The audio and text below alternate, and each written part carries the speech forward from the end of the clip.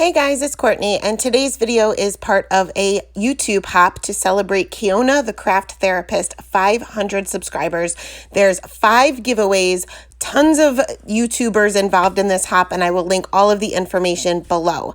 So the theme of this hop is to do what we love to do, and what I love to do is build scenes. So that is what I'm going to do with the Cute Chemist stamp set by MFT, which I've had in my stash for quite some time. You can see that I have all of my masks already cut. Not only are these going to work as masks, but they also kind of work as placement. So I can kind of envision my scene and actually put the masks down kind of where my stamped images will go.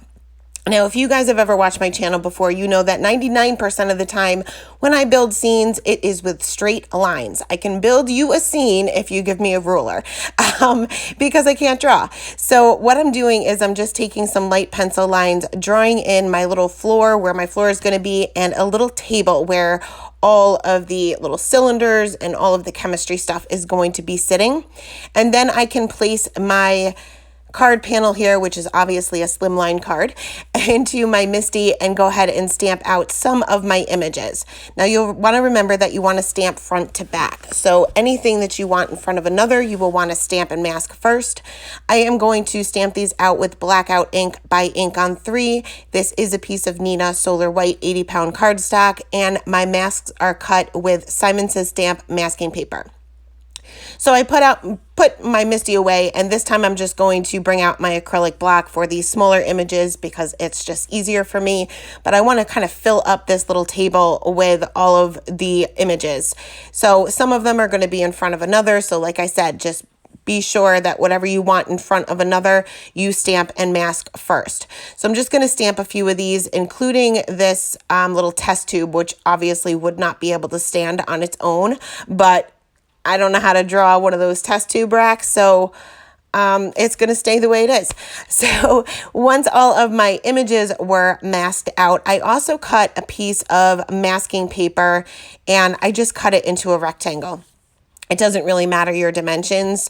You can make it as big or as small as you want, but I'm going to place that mask down right between my little boy and my little girl. And I'm going to be doing some ink blending in the background for the walls. But before I do that, I'm going to go over my pencil lines with a EK Success journaling pen, which is a Copic Safe pen. It is now discontinued. So I will link something similar below. I know that the Ranger Letter It, I believe it's called, Letter It pen is Copic Safe, and they come in all different sizes, just like the EK Success journaling pen. So I'll link that below in case you are interested. But basically all I'm doing is going over those pencil lines. I already have masks down on my images, so it doesn't really matter if my pen slips, but just out of habit, I kind of go around my images as much as possible. So next I am going to mask out the floor with some Post-it note tape, and I'm just going to obviously go right along that black line. And for the table, obviously I kind of just freehanded this, but it's not straight because of perspective wise, the line goes kind of diagonal. So I kind of had to play around. I took a piece of the Simon Says Stamp masking paper, and I just had to play around with it a little bit, trim it a little bit each time, and until it sort of kind of fit enough where you're not going to notice that it wasn't perfect. So for the ink blended background, I wanted to make it look as if the walls were brick. So I'm going to be using a brick stencil by Honeybee Stamps, and I can't think of the exact name of it. I really need to write these things down before the voiceover begins, but I didn't. I will link it below. But I didn't want a stark white background in between my little bricks. So I'm taking some pumice stone Distress Oxide, and I'm going over with a very, very light hand in the background. I don't want to add a ton of color here, just a little bit so that I don't have any white spots. And I'm just concentrating the darkest area, which is still not very dark, being towards the bottom of the card panel and kind of fading out to almost white as I reach the top. Now, I did add a little bit of pixie spray to the back of my brick stencil before sticking that down. Now, depending on how much ink you already laid down onto the panel. You may want to let it dry a little bit just because your stencil won't stick very good. But I'm doing the same thing. I'm just adding a little bit more ink towards the bottom and kind of working my way up with more of a lighter hand. And then I can switch the stencil to the other side. It's a very easy design to realign if you need to, if you're working on a slimline card. And I did the same thing, just concentrating the darkest area being towards the bottom. So once that was done, I can go ahead and remove, well, I started removing my masks, but then realized that I can just keep them in place for right now. And it's probably easiest if you keep them in place right now, especially the little boy and the little girl. But I want to draw in this big blob that we left right there in the center. And what I want this to be is a chalkboard. So I am just going to use the outer lines, and I'm just eyeballing it, really. I'm not really measuring. You certainly can. I never discourage measuring, only for myself. And I'm just using that EK Success journaling pen once again to draw in that rectangle.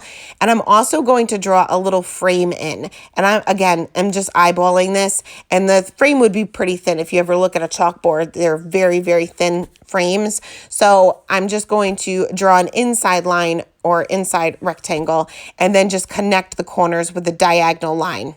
I'm just freehanding that one. I can handle that teeny tiny bit of a line.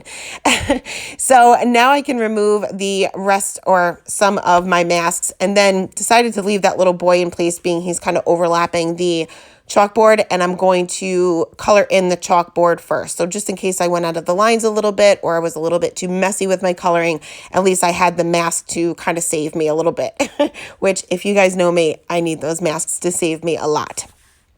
So for the chalkboard, I'm not going to do any kind of shading to it. I'm just going to bring out my C7, which is a really dark gray, and I like to outline it first. That way I can stay in the lines a little bit easier when I fill in that large area. I did go over it 2 times just to get rid of those streaky lines that you sometimes get with alcohol markers, but just filled this in completely solid. Now for the chalkboard itself, I am going to bring out some of the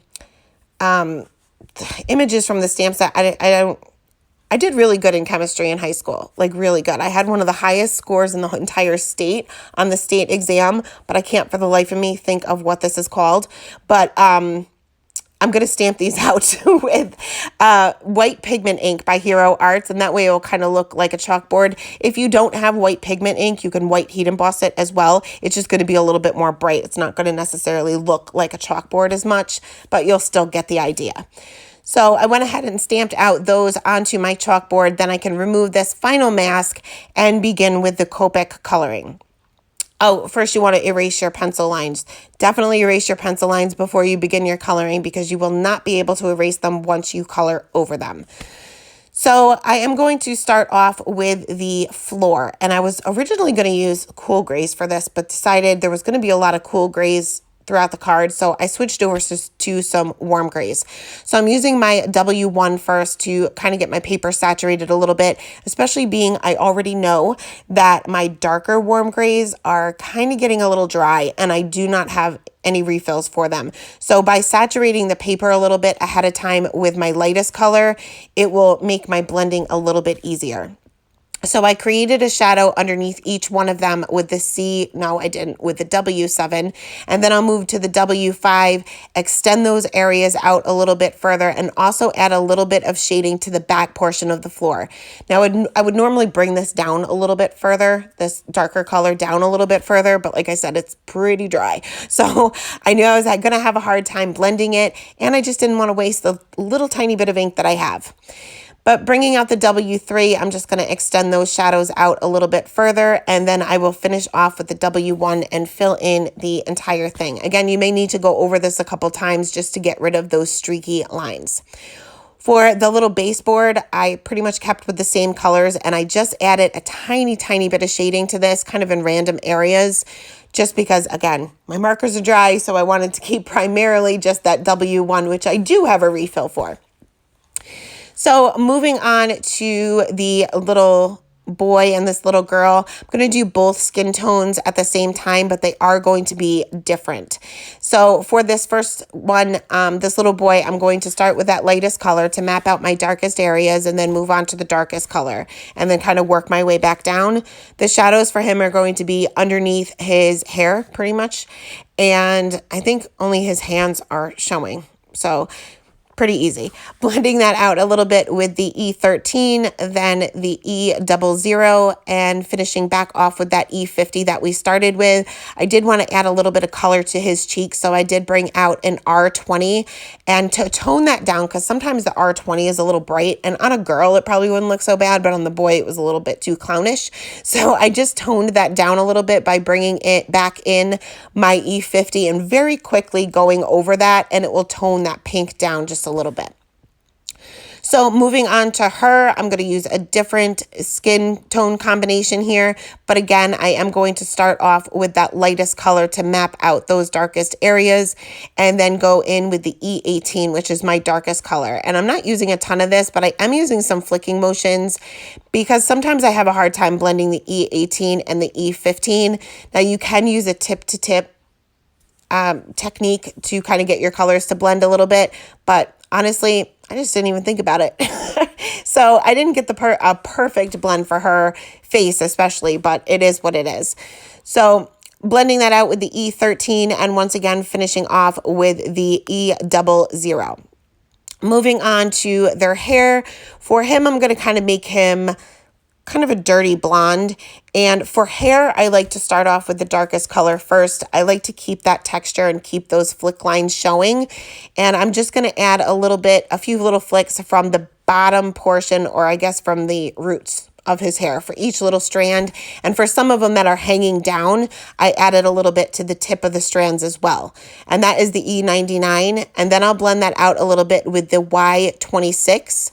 And again, just extending those flicks, trying not to overblend, but these colors do tend to overblend on their own. I'm going to finish off with another Y marker, but I kind of lost some of those flick lines. So I'm going to go back in with that E99 and add a few more of those flick lines out, but I'm not going to blend them out. I'm just going to leave them as is. That will add some texture to his hair. For her, I'm going to switch over to some E50 markers. And again, starting off with the darkest color first, I'm going to add some shading where her hair is parted and also where it is tucked behind her ear. Blend that out with the E57, again, just using some flicking motions. And you'll see I'm not too careful with my flicks. It's okay if some of them are a little bit longer or shorter than the others. That's just going to add even more texture and shine to the hair. So I'm going to finish off with the E55, just extending those flicks out a little bit further. You can see that I am leaving a little bit of white space there, and that will just kind of give a little bit extra shine to her hair.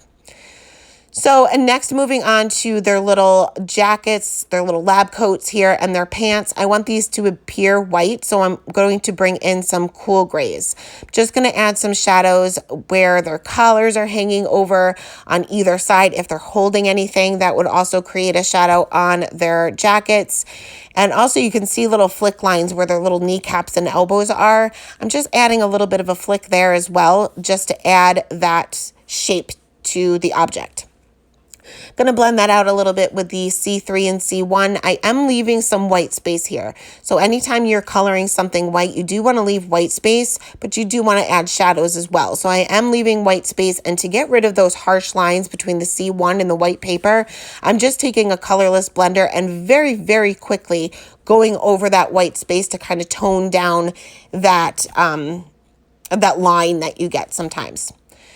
Colored her jacket and her pants the same way, and then moving on to this table here, I'm going to bring back out those E50 markers. Again, saturated my paper with the lightest color, which this time I'm using the E53 as the lightest color.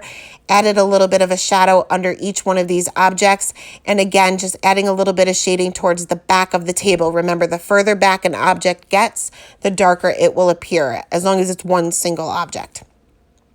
So blending that out with the E57, E55, and then once again finishing off with that lightest color. And I just didn't like the way my table looked. It looked way, way too flat. So I brought back out my EK Success journaling pen and my T-square ruler, and I added a little bit of the edge to the table. Not a little bit of one. I added the edge to the table just by drawing a straight line. I didn't bother to do any shading, but this kind of actually made it look like a table and not just a big blob in the middle of my card. So moving on to these little potions here, I'm using a total of 3 different combinations, but I'm not going to show you all of them. Well, I'm going to show you all the combinations, but I'm not going to show you the coloring of all of them, just so that you know the combinations that I used. But I'm mainly just concentrating the darkest area for each one of these being on the outside, and then kind of working my way in, leaving the highlight right there in the center. Now you can add a reflection to these, and you can get kind of crazy with these, make them look all kind of shiny, but I'm going to do the simplest thing and add a white gel pen detail once the coloring is all complete. And I'm coloring directly over the bubbles. We'll actually add a little bit of texture to those later on. So just finishing off with the final combination here, my RV combination. And then for his shirt, his little shirt underneath his lab coat, I am going to bring in some, first, I lie. I'm going to fill in the glass portion with a W1 just because this would be clear. You'd see through it, so you'd see the wall behind it. I'm not going to draw on my little bricks, but this way it's not totally white and they don't stand out as much. So for the little bubbles, I brought in a colorless blender, and I'm just kind of dotting that onto the bubbles to lighten up the color. You don't want to leave it there too long or else your color is going to push to the side too much, but I just want it to be a little bit lighter than the rest of it. So now I'm actually going to color his shoes. I'm still not moving on to the shirt that I thought I was going to, but I'm going to use a black marker, C7 and C5, just to add a little bit of shading, and I colored hers the same way. For her little clipboard, I wanted this to appear like it was a wooden clipboard, so I only used 2 colors here. There's not a whole lot of room to work with, and I didn't even bother to do any shading to the little paper that's on the clipboard. I just left that completely white. Now we really are going to color his shirt, and I'm going to bring in some B90 markers, again starting off with that lightest color to get the paper saturated, and I just added a little bit of shadow where his lab coat would be hanging over his shirt. Same thing for her shirt, but I'm going to use some purples. Just going to add one little line where her coat would be casting a shadow onto the shirt. And this is a tiny area. You could probably get away with 2 colors, but I used 4. So once the coloring was complete, I went ahead and added some white gel pen details to pretty much everything, including their little shoes. And then I can go ahead and stamp out my sentiment using a stamp set or sentiment from the same stamp set, and stamping that out with some VersaFine Onyx black ink. I added a little bit of shimmer to my little potions there, being careful not to go over that white gel pen because you'll just smear it, and then finished off with some clear Nuvo drops just for the little bubbles inside each one of these little containers. I know there's a technical term. Again, don't know it. But that is it. That is the card for today. As always, I will leave the supplies as well as the information for the hop in the description box below, as well as the next stop on the hop. Thanks so much for stopping by, and have a great day. Bye.